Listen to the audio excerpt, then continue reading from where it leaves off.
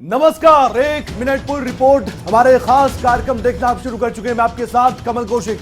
आज खबर विस्तार से रफ्तार से हम आपको बताएंगे, लेकिन सबसे पहले जो पहली रिपोर्ट हम आपको बताने और दिखाने जा रहे हैं वो कोरोना से संबंधित है, क्योंकि हम आपको सतर्क करना चाहते हैं, डराना नहीं चाहते, क्योंकि देश में बढ़ते कोरोना के मामलों ने चिंताएं बढ़ा दी है और चर्चा का विषय एक बार फिर से कोरोना बन चुका है, क्योंकि देश में कोरोना के आंकड़े अब 2500 के पार जाने को हैं। तो ऐसे में सबसे बड़ा सवाल तो यह है कि क्या बढ़ते कोरोना के मामले एक बड़ा अलर्ट जारी कर चुके हैं।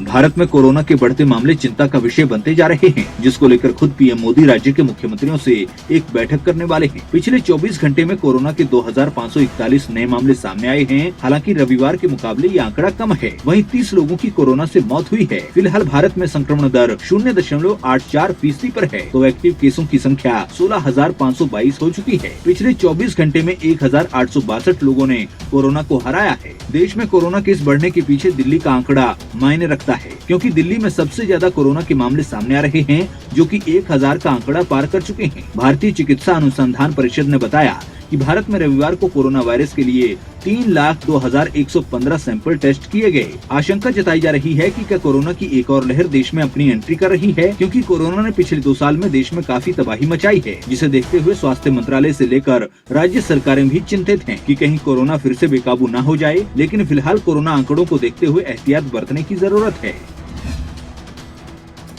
जी हाँ, बिल्कुल एहतियात बरतने की जरूरत है। मास्क अनिवार्य बेशक कुछ राज्यों में अभी ना हो, लेकिन आपको मास्क लगाना चाहिए, क्योंकि कोरोना के बढ़ते मामले जाहिर तौर पर स्वास्थ्य किसी का भी खराब कर सकते हैं। लेकिन बात सिर्फ देश की नहीं, अलग अलग राज्यों की करें तो दिल्ली में सबसे ज्यादा कोरोना के मामलों ने डरा सा दिया है और यहाँ भी चिंताएं बढ़ गई है। हालांकि बढ़ते आंकड़ों ने स्वास्थ्य विभाग को भी एक तरह से अलर्ट मोड पर रख दिया और स्वास्थ्य विभाग अब लोगों को जागरूक कर रहा है। दिल्ली में कोरोना ने रफ्तार पकड़ ली है। लगातार तीसरे दिन 1000 से ज्यादा संक्रमित मरीज मिले। स्वास्थ्य विभाग की रविवार को जारी रिपोर्ट के मुताबिक दिल्ली में 24 घंटे में 1083 कोरोना पॉजिटिव मरीज मिले। इसके अलावा एक मरीज की मौत हुई। कुल 24,177 टेस्ट किए गए। राजधानी में अभी भी 4.48 पॉजिटिविटी रेट बना है। दिल्ली में करीब 80 मरीज हॉस्पिटल में भर्ती हैं, जबकि यहाँ 3,975 एक्टिव मामले हैं। हालांकि राहत की बात यह रही कि 812 मरीजों को स्वस्थ होने पर डिस्चार्ज किया गया। दिल्ली में अभी 2812 कोरोना मरीज होम आइसोलेटेड हैं। यहाँ 27 मरीज ऐसे हैं जो संदिग्ध हैं और हॉस्पिटल में एडमिट हैं, जबकि 31 मरीज आईसीयू में एडमिट हैं। वहीं 28 मरीजों की हालत गंभीर है और ऑक्सीजन सपोर्ट पर है। 5 मरीजों को वेंटिलेटर पर इलाज किया जा रहा है। स्वास्थ्य विभाग ने बताया कि 73 मरीज दिल्ली के रहने वाले हैं, जबकि 7 मरीज दिल्ली के बाहर रहने वाले हैं। बता दें कि दिल्ली में लगातार कोरोना के मामले बढ़ते जा रहे हैं। शनिवार को 194 केस मिले थे।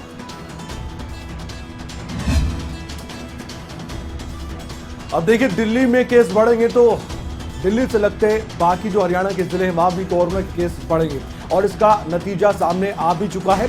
गुड़गांव और फरीदाबाद में कोरोना के मामले लगातार बढ़ते जा रहे हैं। अब बात करेंगे कोरोना की ही, क्योंकि चिंता बढ़ी है। तो ऐसे में देश में कोरोना की रफ्तार फिर से बढ़ने लगी तो सरकार भी अलर्ट मोड पर आ चुकी है। केंद्र की परेशानी भी बढ़ जाएगी अगर कोरोना के मामले बढ़ते हैं तो। प्रधानमंत्री नरेंद्र मोदी इसलिए 27 अप्रैल को कई राज्यों के मुख्यमंत्रियों के साथ बैठक करने जा रहे हैं। देश में एक बार फिर कोरोना के मामलों में बढ़ोतरी दिखाई दे रही है। कोविड की बढ़ती स्थिति को देखकर प्रधानमंत्री नरेंद्र मोदी 27 अप्रैल को देश के मुख्यमंत्रियों के साथ समीक्षा बैठक करेंगे। इस बैठक में पीएम मोदी के साथ प्रधानमंत्री कार्यालय के वरिष्ठ अधिकारी भी शामिल होंगे। केंद्रीय गृह मंत्री अमित शाह, केंद्रीय स्वास्थ्य मंत्री मनसुख मांडविया और उनके मंत्रालय से संबंधित अधिकारियों की इस बैठक में शामिल होने की संभावना है। कोविड समीक्षा बैठक में पीएम मोदी देश की जनता को एक बूस्टर डोज को मुफ्त करने के लिए राज्यों से आग्रह भी कर सकते हैं। आपको बता दें कि ये कोई पहला मौका नहीं जब पीएम मोदी कोविड को लेकर राज्यों के मुख्यमंत्रियों के साथ बैठक कर रहे हैं। पीएम मोदी ने पहले भी देश में कोविड की जमीनी हालात को समझने के लिए मुख्यमंत्री और जिलाधिकारियों के साथ कई बार बैठकें की हैं। गौरतलब है कि रविवार को केंद्रीय स्वास्थ्य मंत्रालय की तरफ से जारी किए गए आंकड़ों के मुताबिक बीते 24 घंटों में कोरोना वायरस संक्रमण के 2,593 नए मामले सामने आए, जिसके बाद देश में कोरोना संक्रमण के मरीजों की कुल संख्या लगातार बढ़ती जा रही है।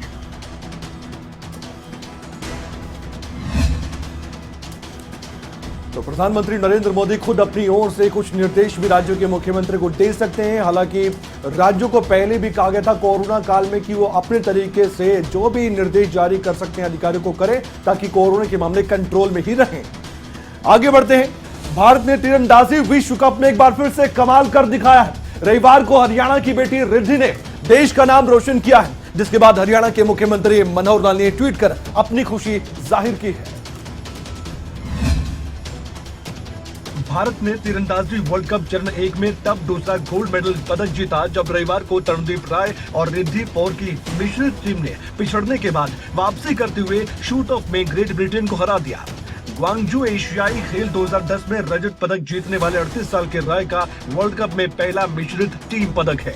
17 साल की रिद्धि का ये वर्ल्ड कप में पहला पदक है। इस जोड़ी ने शानदार जज्बा दिखाते हुए 2 बार पिछड़ने के बाद जीत दर्ज की है। दूसरी ओर हरियाणा की बेटी रिद्धि को तीरंदाजी वर्ल्ड कप के मिक्स्ड डबल्स में गोल्ड जीतने के बाद हरियाणा के मुख्यमंत्री मनोहर लाल ने ट्वीट किया। अपने ट्वीट में हरियाणा के मुख्यमंत्री मनोहर लाल ने लिखा, हरियाणा की बेटी रिद्धि को तीरंदाजी वर्ल्ड कप के मिक्स्ड डबल्स में स्वर्ण पदक जीतने पर एवं पूरे विश्व में भारत का नाम चमकाने पर बधाई एवं शुभकामनाएं। भविष्य में भी आप अपने खेल कौशल से देश का नाम यूं ही रोशन करती रहें, ऐसी कामना करता हूं।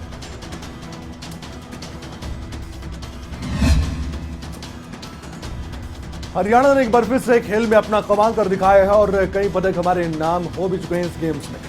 आगे बढ़ते हैं। हरियाणा में अब सूखे चारे की कमी का मुद्दा गर्मा चुका है। बीजेपी के सांसद नायब सिंह सैनी ने कहा है कि दक्षिण हरियाणा में चारे की कमी है तो है, लेकिन जल्द ही इस संकट को दूर कर दिया जाएगा। यहां तक कि हरियाणा के मुख्यमंत्री मनोहर लाल से भी बातचीत की जाएगी। हरियाणा में अब चारे के संकट का मुद्दा छाया है। ऐसे में चारे को लेकर नेताओं की बयानबाजी भी जारी है। कुरुक्षेत्र से बीजेपी सांसद नायब सैनी ने चारे के संकट को लेकर कहा कि वे मुख्यमंत्री मनोहर लाल से इस बारे में बात करेंगे। इसी बीच सांसद ने ये भी माना कि दक्षिण हरियाणा में चारे की कमी है। सैनी ने इसके लिए गेहूं की कम पैदावार को कारण बताया है। गेहूं की फसल आई है और गेहूं की फसल के अंदर जो इधर दक्षिणी हरियाणा के अंदर जो चारे की दिक्कतें आती हैं, उसको लेकर के आदरणीय मुख्यमंत्री जी से भी बात करेंगे कि जो कमी आई है वो कमी न उस कमी को कहीं न कहीं से पूर्ति किया जाए और उसके लिए इधर भी गौ माताओं के लिए वो चारा आए, उसके लिए भी बातचीत करेंगे अपने मुख्यमंत्री से। वहीं इस बीच नायब सिंह सैनी ने SYL के मुद्दे को लेकर भी अपनी बात रखी। सैनी ने साफ शब्दों में कहा कि SYL के पानी पर हरियाणा का हक है और हरियाणा सरकार SYL के पानी को लाकर ही रहेगी। सूखे चारे को लेकर प्रशासन के जितने भी निर्णय थे वो भी सुर्खियों में रहे हैं, क्योंकि अब एक जगह से दूसरी जगह या दूसरे जिले या दूसरे राज्य में सप्लाई पर भी कुछ जिलों के अधिकारियों ने बैन लगा दिया था। बात सूखे चारे की करेंगे। हरियाणा में आप जानते हैं कि इन दिनों चारे का संकट गहरा सकता है, लिहाजा बीजेपी के सांसद चौधरी धर्मवीर सिंह ने भी हरियाणा के मुख्यमंत्री मनोहर लाल को एक चिट्ठी लिख दी है और इस चिट्ठी में अपनी मांगे भी बताई है। क्या है उनकी मांगे, 1 मिनट की इस रिपोर्ट में हम देखेंगे।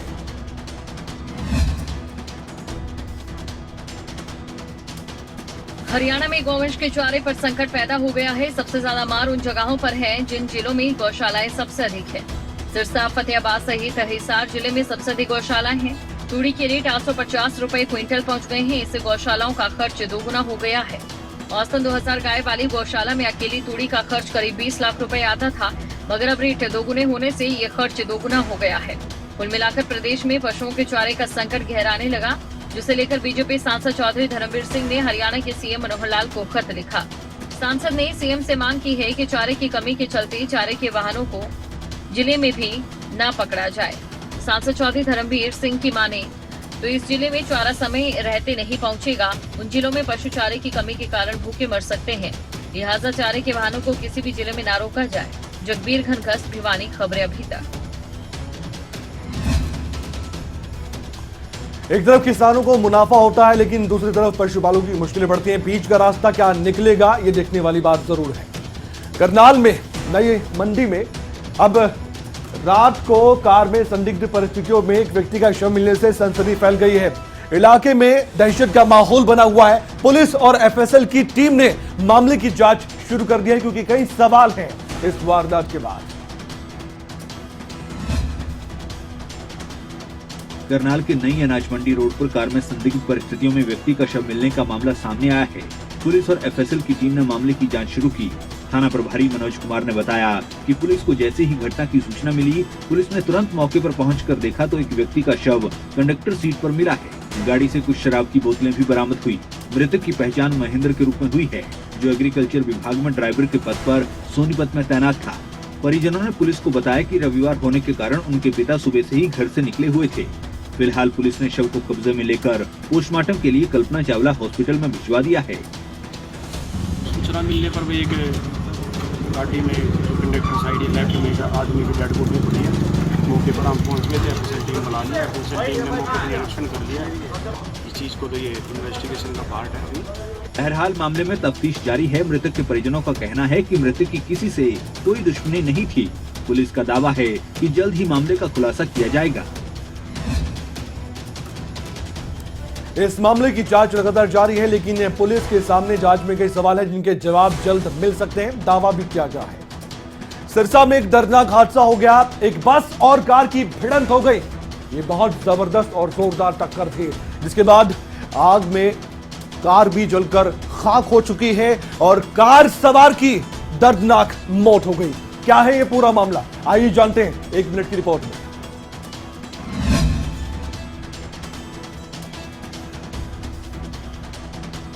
देश में लगातार सड़क हादसे बढ़ रहे हैं। हालांकि सरकार सड़क हादसों को रोकने के लिए भरपूर प्रयास कर रही है, लोगों को जागरूक किया जा रहा है, लेकिन फिर भी दिनों दिन सड़क हादसे सामने आ रहे हैं। एक ऐसा ही भयानक मामला सिरसा के रानिया से सामने आया। रानिया के कैरवाला गांव में एक बड़ा सड़क हादसा हुआ है, जहां पर एक बस और कार के बीच जोरदार टक्कर हो गई। हादसे के बाद अचानक कार में भीषण आग लग गई थी। इस दौरान कार में सवार एक व्यक्ति कार में फंस गया। आग इतनी भयानक थी कि कुछ ही देर में पूरी कार जलकर खाक हो गई और कार में बैठे शख्स की जिंदा जलकर मौत हो गई। पुलिस और फायर ब्रिगेड की टीम ने मौके पर पहुंचकर आग पर काबू पा लिया, लेकिन अफसोस की बात है कि तब तक कार सवार शख्स की मौत हो चुकी थी। हादसे के कारणों की जांच की जा रही है। देखना होगा कि जांच में हादसे की वजह क्या निकलकर सामने आती है।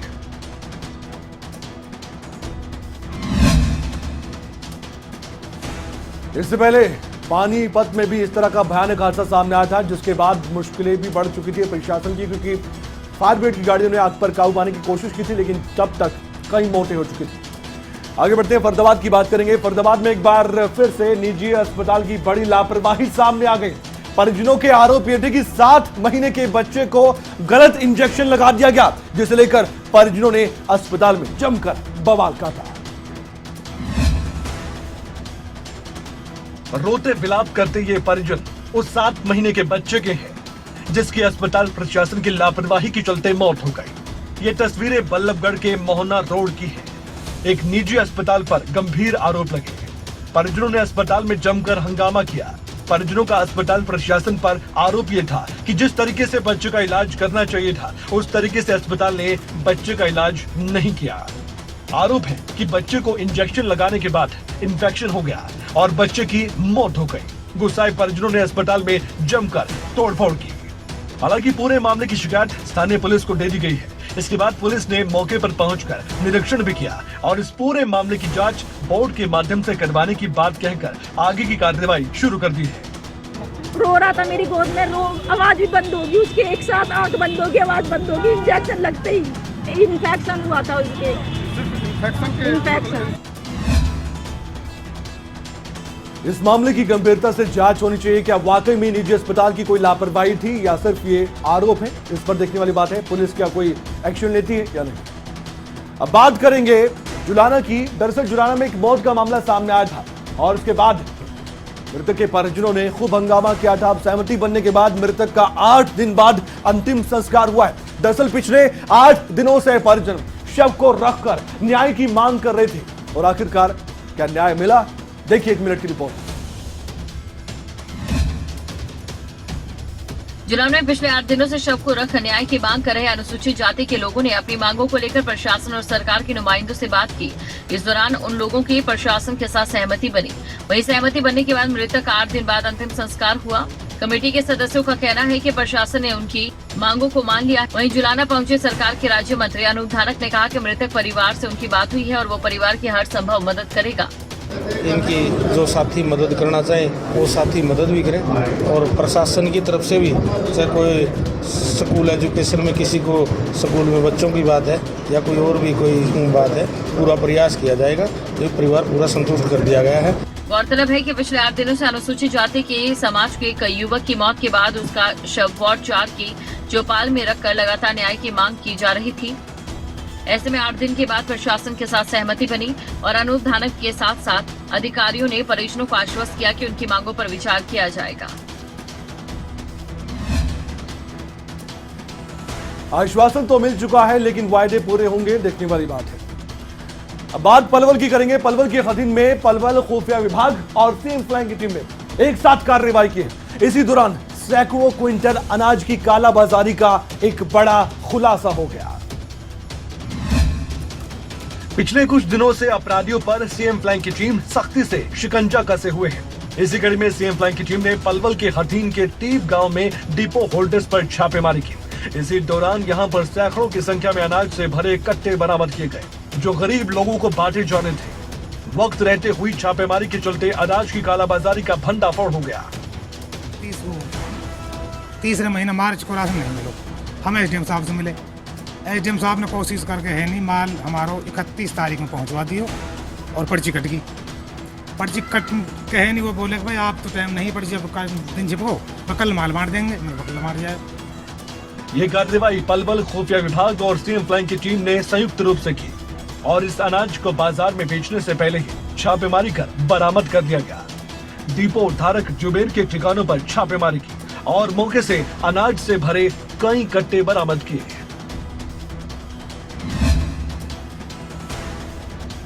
क्या गरीबों के हक को डकारा जा रहा था? बड़ा सवाल है, क्योंकि ये जो कार्रवाई हुई है ये सबूतों के बिना पर हुई है। अब बात करेंगे रेवाड़ी की। रेवाड़ी पुलिस को एक बड़ी कामयाबी लगी है हाथ। बुजुर्ग दंपत्ति से पिस्तौल के बल पर लूट की वारदात की गुत्थी को पुलिस ने आखिरकार सुलझा लिया है। एक तरफ जहां लुटेरे बदमाश सक्रिय है, तो वहीं पुलिस भी एक्टिव मोड में है। इसका उदाहरण दिया रेवाड़ी पुलिस ने। जिला पुलिस ने घर में घुसकर पिस्तौल के बल पर बुजुर्ग दंपत्ति से लूट करने की वारदात को सुलझा लिया। लूट की गुत्थी को सुलझाते हुए 2 आरोपियों को अवैध हथियार से गिरफ्तार किया है। गिरफ्तार किए गए आरोपियों के कब्जे से पुलिस ने एक देसी कट्टा, 2 जिंदा कारतूस बरामद की। डीएसपी मोहम्मद जमाल खान ने अपने कार्यालय में प्रेस कॉन्फ्रेंस कर इसका खुलासा किया। 20 अप्रैल को हुई लूट की वारदात का सीसीटीवी एक बार फिर आपको दिखाते हैं, जिसमें बदमाशों ने बुजुर्ग दंपति को निशाना बनाकर लूट की वारदात को अंजाम दिया था।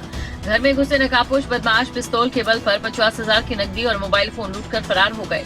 फिलहाल आरोपी पुलिस की गिरफ्त में है, उनसे पूछताछ जारी है। देखना यही होगा पुलिस जांच में क्या कुछ निकलकर सामने आता है।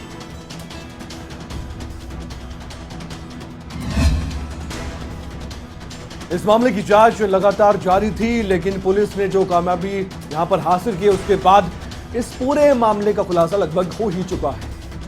अब आगे बढ़ते हैं। फरीदाबाद एनआईटी से कांग्रेस के विधायक नीरज शर्मा करनाल पहुंचे थे। इसी दौरान नीरज शर्मा ने बीजेपी और आम आदमी पार्टी पर जमकर सियासी प्रहार कर दिया। इन दिनों हरियाणा सरकार के साथ साथ आम आदमी पार्टी भी कांग्रेस के निशाने पर आ गई है। फरीदाबाद एनआईटी से कांग्रेस विधायक नीरज शर्मा करनाल पहुंचे। इस दौरान नीरज शर्मा असंध से कांग्रेस विधायक शमशेर सिंह गोगी के निवास पर रुके, जहां नीरज शर्मा ने पत्रकारों से बातचीत की। इस दौरान नीरज शर्मा ने हरियाणा सरकार पर भ्रष्टाचार को लेकर जमकर निशाना साधा। वो आम आदमी के साथ, वो हमारे पंजाबी में कहावत है, जिन्हों वो जमनों मुक जानिया ने दाइयां बन जानिया। अब ऐसे ऐसे नेता जा रहे हैं जिनकी कहीं पूछ नहीं, जिनका कोई हिसाब किताब नहीं बचा, जिनका कोई सिस्टम नहीं बचा। इसके साथ ही कांग्रेस विधायक शमशेर सिंह गोगी ने हरियाणा कांग्रेस के प्रदेश अध्यक्ष को हटाने की बात पर अपनी राय रखी। शमशेर सिंह गोगी ने हरियाणा कांग्रेस प्रदेश अध्यक्ष बनने की इच्छा जाहिर की है। तो बनाएंगे, सबसे सीनियर मैं हूं इनसे। कई बार ऐसा भी देखा जाता है कि अपने राजनीतिक विरोधियों पर कांग्रेस के नेता वार तो करते हैं, लेकिन कई बार अपनों के वार में ही गिर भी जाते हैं। अब बात करेंगे एक महत्वपूर्ण खबर की। यूपी के पूर्व मुख्यमंत्री हेमवती नंदन बहुगुणा की आज जयंती है और उत्तराखंड के मुख्यमंत्री पुष्कर सिंह धामी ने उन्हें नमन किया, याद किया। देहरादून में श्रद्धांजलि अर्पित की गई। वहीं उत्तर प्रदेश के मौजूदा मुख्यमंत्री योगी आदित्यनाथ ने भी श्रद्धांजलि दी। यूपी के पूर्व मुख्यमंत्री हेमवती नंदन बहुगुणा की जयंती के मौके पर उत्तराखंड में भी यूपी के पूर्व मुख्यमंत्री को श्रद्धांजलि अर्पित की गई। उत्तराखंड के मुख्यमंत्री पुष्कर सिंह धामी ने स्वर्गीय हिमवती नंदन बहुगुणा की प्रतिमा पर माल्यार्पण कर उन्हें नमन किया। इस मौके पर उत्तराखंड के मुख्यमंत्री के साथ अन्य बीजेपी नेता मौजूद रहे। हिमालय पुत्र थे और हिमालय जैसे उनके इरादे थे, उनको उनकी जयंती पर सत नमन करते हैं। और निश्चित रूप से जो राजनीतिक क्षेत्रों में जिस प्रकार से प्रशासनिक हो या विकास के मामले हो, उन्होंने एक जो अलग प्रकार का जो काम किया था वो आज के समय में हम सब लोगों के लिए एक प्रेरणा के कारण भी हैं। साथ ही उत्तर प्रदेश के मुख्यमंत्री योगी आदित्यनाथ ने भी पूर्व मुख्यमंत्री हिमवती नंदन बहुगुणा को याद किया और उन्हें श्रद्धांजलि अर्पित की। आपको बता दें कि उत्तर प्रदेश के पूर्व मुख्यमंत्री स्वर्गीय हिमवती नंदन बहुगुणा का जन्म पौड़ी गढ़वाल के गांव बुडाणी में 25 अप्रैल 1919 को हुआ था। 1942 से उन्होंने अपने राजनीतिक जीवन की शुरुआत की थी। उत्तर प्रदेश के लिए बहुत से काम बहुगुणा साहब ने किए थे और आज इसलिए उनको याद भी किया जा रहा है। अब बात करेंगे कांग्रेस पार्टी की। राजस्थान के उदयपुर में कांग्रेस के चिंतन शिविर का आयोजन होगा। 13 से 15 मई तक ये आयोजन होगा और वहीं इसके लिए एक कमेटी का भी गठन किया गया है और हरियाणा के पूर्व मुख्यमंत्री भूपेंद्र हुड्डा इस कमेटी के संयोजक होंगे। राजस्थान के उदयपुर में कांग्रेस के चिंतन शिविर के आयोजन की तारीख सामने आ गई है। चिंतन शिविर का आयोजन 13, 14 और 15 मई को उदयपुर में होगा। इस दौरान किसानों और खेती किसानी के मुद्दों पर चर्चा होगी। इस काम के लिए एक कमेटी बनाई गई है। हरियाणा के पूर्व मुख्यमंत्री भूपेंद्र सिंह हुड्डा इस कमेटी के संयोजक होंगे। कांग्रेस की तरफ से पत्र के माध्यम से चिंतन शिविर को लेकर जानकारी दी गई है। कांग्रेस की तरफ से बताया गया है कि कांग्रेस की अंतरिम अध्यक्ष ने 3 दिवसीय उदयपुर में आयोजित होने वाले चिंतन शिविर में समिति के गठन के प्रस्ताव को मंजूरी दे दी है ताकि किसान और कृषि मामलों पर चर्चा का नेतृत्व किया जा सके। चलिए बात करते हैं कि कमेटी में कौन कौन नेता शामिल हैं। भूपेंद्र सिंह हुड्डा इस कमेटी के संयोजक बनाए गए हैं। टी.एस. सिंहदेव, शक्ति सिंह गोहिल, नाना पटोले, प्रताप सिंह बाजवा, अरुण यादव, डॉक्टर अखिलेश प्रसाद सिंह, श्रीमती गीता कोरा, अजय कुमार लल्लू इस कमेटी में शामिल होंगे। पार्टी ने कांग्रेस महासचिव से अनुरोध किया है कि सदस्यों को सूचित करें और इस विषय के संबंध में कागजात तैयार करने के लिए जल्द से जल्द समिति की बैठक बुलाएं।